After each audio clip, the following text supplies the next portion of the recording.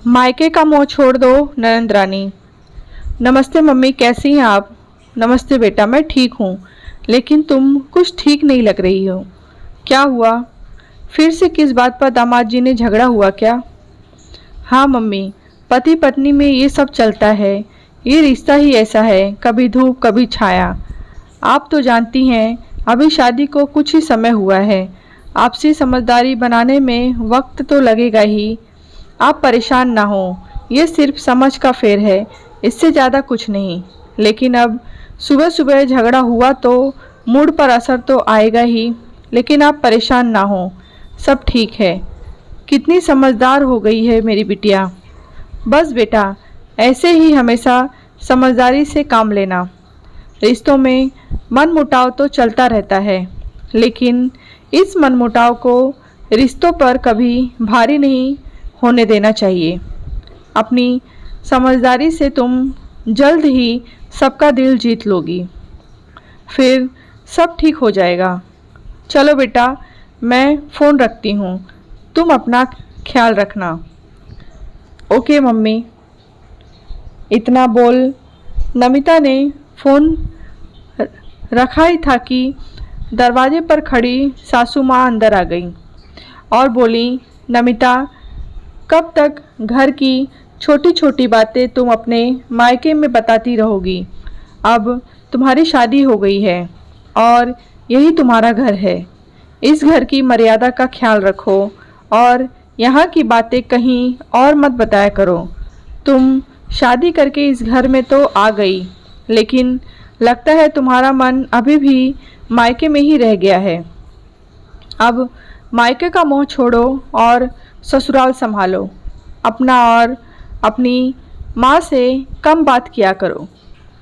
तभी नमिता की ननंद सिमरन आ गई तो सुनीता जी उससे भी बोली, तू भी सुन ले सिमरन, तेरी भी शादी होने वाली है। अपनी भाभी जैसी हरकतें करेगी तो घर में हर रोज कलेश होगा। ससुराल जाते ही वहीं के रंग ढंग में ढल जाना। जो लड़कियां शादी के बाद मायके से ट्यूशन जारी रखती हैं, उनका घर कभी नहीं बसता। नमिता कुछ न बोली और चुपचाप सुनती रही। ये भी उसकी माँ के ही संस्कार थे। उन्होंने कहा था, अगर सास कभी कुछ बोले तो पलटकर जवाब मत देना, हमेशा उनकी इज्जत करना। सिमरन बोली, भाभी, मम्मी आपको कितनी बार समझा चुकी है, लेकिन शायद आप समझना ही नहीं चाहती। अब आप इस घर की सदस्य हैं, यहीं की होकर रहो और हर बात मायके वालों को बताना ज़रूरी है क्या? इतना बोल सिमरन चली गई और नमिता उदास होकर बैठ गई। सुनीता जी को नमिता का मायके वालों से बात करना बिल्कुल पसंद नहीं था, लेकिन एक बेटी ऐसे कैसे मायके वालों से रिश्ता तोड़ दे? एक तरफ सास की जिद और दूसरी तरफ माँ का चेहरा याद आता तो नमिता खुद को माँ से बात करने से रोक न पाती। इसी कारण कई बार उसकी अपने पति से लड़ाई भी हो जाती। कुछ समय बाद सिमरन की शादी तय हो गई और घर में तय हुआ कि नमिता की शादी में मिला हुआ बहुत सा सामान सिमरन के दहेज में दिया जाएगा।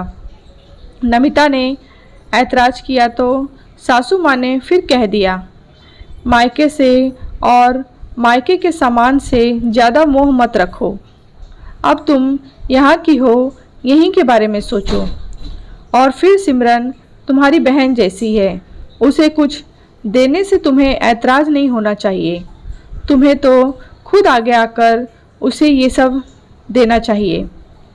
नमिता की भावनाओं का वहाँ कोई मोल नहीं था।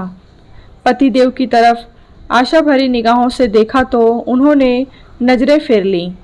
नमिता समझ गई कि उसके बोलने से सिर्फ घर में हंगामा होगा। अंतिम निर्णय तो वही होगा जो उसकी सास लेंगी, और वही हुआ। नमिता के दहेज का बहुत सारा सामान सिमरन की शादी में दे दिया गया। कुछ दिन तो नमिता उदास रही, फिर उसने हालात से समझौता करना सीख लिया। शादी के बाद सिमरन दिन में कई बार अपनी माँ को फ़ोन करती। दोनों माँ बेटी घंटों तक बतियाती और हर रविवार अपनी माँ से मिलने भी आ जाती। नमिता उन्हें देख मन ही मन सोचती, काश सासू को समझ आता कि मैं भी किसी की बेटी हूँ और जैसे वो अपनी बेटी को लेकर चिंतित रहती हैं, वैसे ही मेरी माँ भी मेरे लिए चिंता करती है। पर वो खुश भी थी, क्योंकि जो सुख उसे नहीं मिल पा रहा था वो कम से कम ननंद रानी को तो मिल रहा था। एक दिन सिमरन अपनी माँ से अचानक मिलने आई। वो थोड़ी चिंतित भी दिख रही थी। उसका उदास चेहरा देख सुनीता जी ने कारण पूछा तो बोली, माँ, मेरे दहेज का बहुत सा सामान सासू माँ ने ऊपर वाले कमरे में रखवा दिया था, ये बोलकर कि घर में जगह नहीं है और अभी ज़रूरत भी नहीं है, जब ज़रूरत होगी तो इस्तेमाल कर लेंगे। लेकिन अब ये तय हुआ है कि सारा सामान नंद रानी को दे दिया जाए। जो डिनर सेट और टी सेट पापा इतने प्यार से लाए थे, वो भी ननंद के दहेज के साथ जा रहा है। माँ, ये क्या बात हुई? ऐसे कैसे मैं अपना सामान दे दूँ? पति देव को भी माँ की बात सही लग रही है। आज सामान के लिए बोल रहे हैं, कल को कुछ और मांग लिया तो मैं क्या करूँगी? मुझे लगता है मुझे आवाज़ उठानी चाहिए। लेकिन पति देव ने बोल दिया है, वही होगा जो मम्मी चाहती हैं। तो क्या मेरी भावनाओं का कोई मोल नहीं? सुनीता जी कुछ बोलती, नमिता बोल पड़ी, दीदी, मुझे माँ जी ने नायाब सलाह दी थी, आज वही सलाह मैं आपको देना चाहती हूँ। उम्मीद करती हूँ कि आप उस सलाह पर अमल ज़रूर करेंगी। दीदी, अब आप उस परिवार की सदस्य हैं, उस घर की खुशी आपकी खुशी है और परिवार के लिए आप ये छोटे मोटे त्याग देना सीख लो, जैसे मैंने सीख लिया है। इसीलिए तो अपने दहेज में आया सामान चुपचाप आपको दे दिया था और माँ जी ने ही मुझे समझाया था कि शादी के बाद मायके का मोह छोड़ देना चाहिए, वरना एक लड़की ससुराल में रच बस नहीं पाती। अब आपकी शादी हो गई है, आप हर हफ्ते ससुराल मत आया करो और आप दिन भर माँ को फ़ोन करके अपने ससुराल की सारी कहानी सुनाती रहती हैं। क्या ये सही है? याद है ना, तो जो आप लड़कियाँ शादी के बाद मायके का ज़्यादा मोह रखती हैं, उनका घर भी नहीं बसता। नमिता की बातें सुन सुनीता जी बोली, ये क्या बोल रही हो बहू? मेरी बेटी का जब दिल करेगा तब वो आएगी। शादी का मतलब नहीं कि एक बेटी मायके से रिश्ता तोड़ दे। जी मम्मी जी, मुझसे क्यों उम्मीद की जाती है कि मैं अपनी माँ तक से बात ना करूं? मेरे लिए और सिमरन दीदी के लिए घर के नियम अलग क्यों हैं? मेरा सामान भी तो दीदी को दे दिया गया था और दीदी बहुत खुश हुई थी, लेकिन अब वही उम्मीद दीदी से की जा रही है तो उन्हें दुख हो रहा है।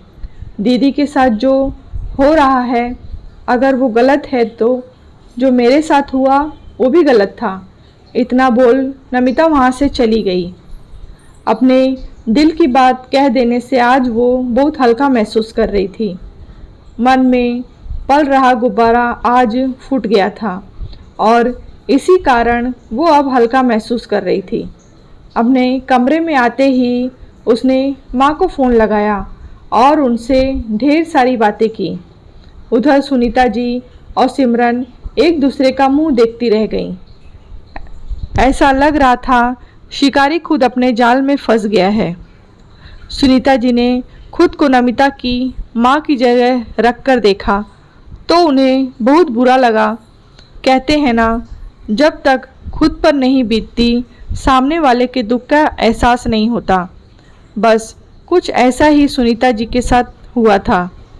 लेकिन आज वो अपनी समधन का दुख और उनकी चिंता समझ पा रही थी। इस दिन के बाद उन्होंने कभी बहू को कभी भी मायके बात करने के लिए नहीं रोका। कहानी आपको कैसी लगी है कमेंट बॉक्स में बताएं। कहानी अच्छी लगी हो तो लाइक करें, शेयर करें।